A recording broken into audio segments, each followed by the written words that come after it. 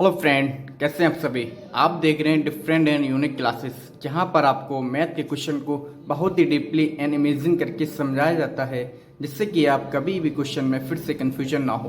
Question में देखिए, 65% of A number is more than it's 25/120। What is the 20% of the number. आप question को, आपको हमने बताया था, आपको अगर मैथ में एक्सपर्ट बनना है तो मैथ के कुछ रूल्स हैं, उनको आपको फॉलो करने पड़ेंगे। सबसे पहले रूल्स है कि कभी भी क्वेश्चन को दोबारा नहीं पढ़ें। हमने एक बार क्वेश्चन को पढ़ लिया है, अब हम दो क्वेश्चन को दोबारा नहीं पढ़ेंगे।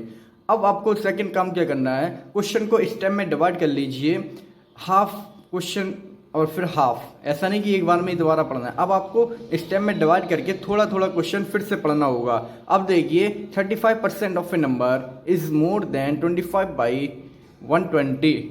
इसको आप इमेजिन करो, समझो कि आपसे क्वेश्चन में क्या बोला गया है। क्योंकि मैथ तो कोई भी क्वेश्चन हो, आप तभी उसे सॉल्व कर सकते हो जब आप क्वेश्चन को अच्छे से समझ सकोगे। अगर आपको मैथ में एक्सपर्ट बनना है तो आपको मैथ के क्वेश्चन को समझना होगा, अदरवाइज आप मैथ में एक्सपर्ट नहीं बन सकते हैं। इसलिए आप इसको समझो। इसमें क्वेश्चन में आपसे क्या बोला है, इन्होंने कहा है कि 35%, कोई नंबर है एक, मान लो कोई भी नंबर हो सकता है, उसका 65% 120 ज्यादा है।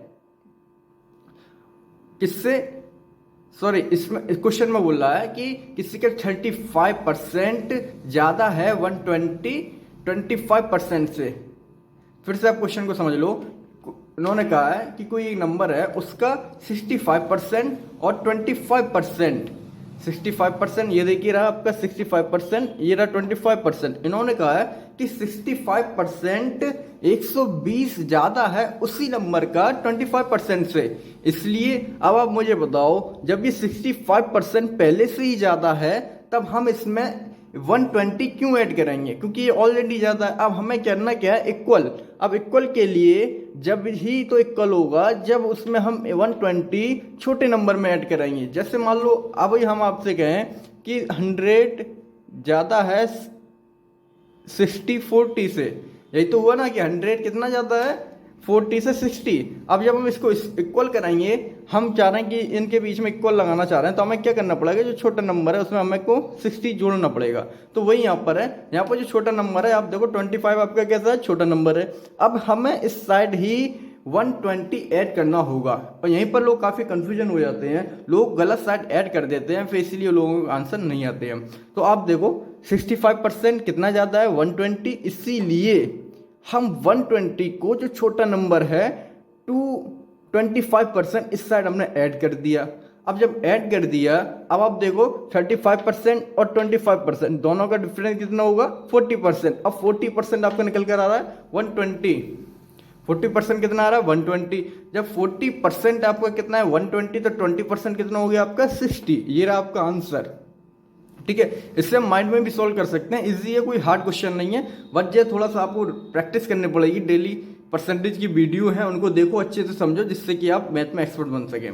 फिर से समझ लो क्वेश्चन को, 65% 25% से 120 120 ज्यादा है, इसीलिए 25% और 65% दोनों का डिफरेंस कितना होगा 40%।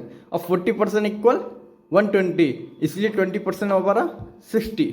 अब यहाँ पर हम चेक कैसे करेंगे कि आपका जो आंसर आया वो राइट है या रॉन्ग।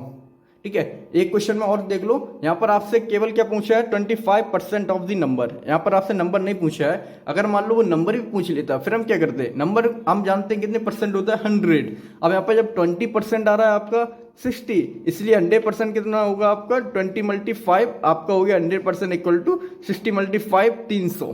ठीक है, 300, इसलिए नंबर कितना होगा 300। अब यहाँ पर आपसे पूछा है कि 20%, तो हमारा 20% आ गया है 60। अब हम चेक कैसे करें कि आपका आंसर राइट है या रॉन्ग। इसलिए हम क्या करेंगे, क्वेश्चन को ही अप्लाई कर देंगे अगेन से। यहाँ पर देखो 65% कितना निकल कर आ रहा है हमारा 195। ठीक है, और 25% कितना आ रहा है 75। अब 195 इक्वल 120 प्लस 75, क्योंकि यहाँ पर देखो इन्होंने कहा था कि 65% इक्वल 25% प्लस 120। तो ये आप देखो 120 और 75 कितना हो रहा है आपका 195। ठीक है, इस तरीके से हम क्वेश्चन को चेक कर सकते हैं आपका राइट है या रॉन्ग। ठीक है फ्रेंड, ओके।